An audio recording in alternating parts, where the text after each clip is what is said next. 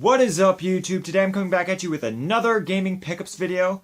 Today I have a few different things that I picked up. I didn't get a whole lot because I'm still, saving up for the Switch, which comes out in 2 weeks now, so I'm pretty excited for that. Expect an unboxing when that comes around, and maybe even a video about midnight launch. I don't know. I'm going to try to go to midnight launch. We'll see. But, yeah, so I did pick up 3 different things for 2 different systems, and I'm really excited about all these. And yeah, let's just get right into it. We'll go oldest stuff to newest stuff, and that starts us off with the original Xbox. Alright, so this first game that I picked up is a game that I'd never heard of before. And it's an Xbox exclusive, as most of my Xbox original games are. And I just saw it at the store, and I was like, wow, I have never heard of this. And it looks to be like one of the early Xbox exclusives, so yeah, and this one is called Nightcaster Defeat the Darkness. This is an RPG where you play as a wizard or sorcerer, or just a magic user in general. And it's 3D. I haven't played a whole lot of this, to be completely honest with you, so I'm not 100% sure how the combat is or any of that stuff. But the animation seems pretty decent. It's like early Xbox graphics, so it's not amazing. It kind of reminds me of like the Fable look, but you'll see some gameplay up there. And it's a standard RPG really. I just got it because it was an Xbox exclusive that I've never heard of, and it was pretty cheap. It did come complete with the manual and the disc. There's some writing in there though, which is unfortunate, but other than that, it's in pretty decent shape. And yeah, happy to have that in my original Xbox collection.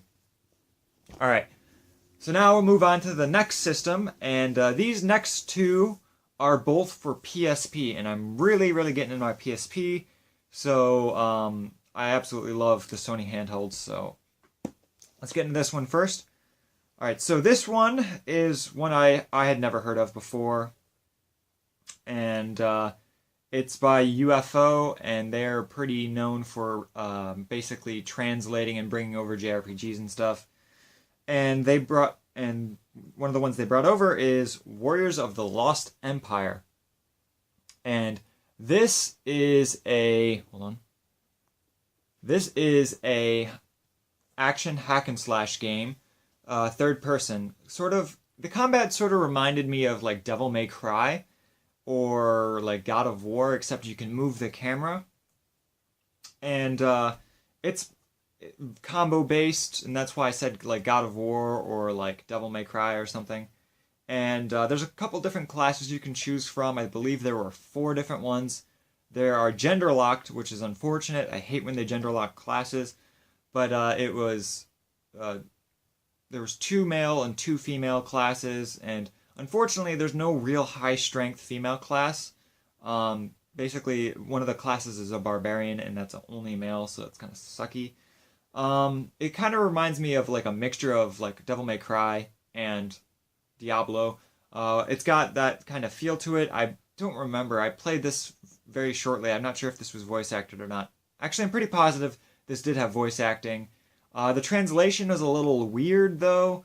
It wasn't like amazing translation or anything. Like I could tell that there were some poorly translated sections in this game, which is kind of disappointing, but pretty cool game nonetheless.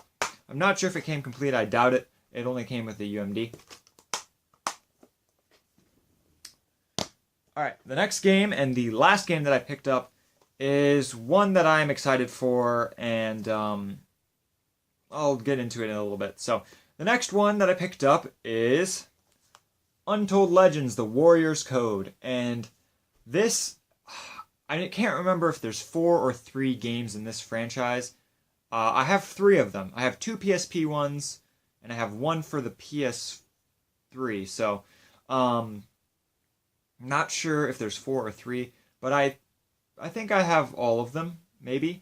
Anyways, this is the second one on the PSP, I believe, and this is the sequel to the one I already have.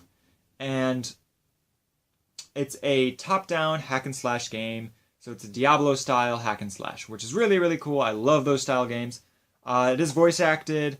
The inventories and everything were changed in this game significantly, and I'm not a big fan of the inventory and menu management in this game, so that's a downside actually. And they changed the art style, which I believe, in my opinion, looks worse.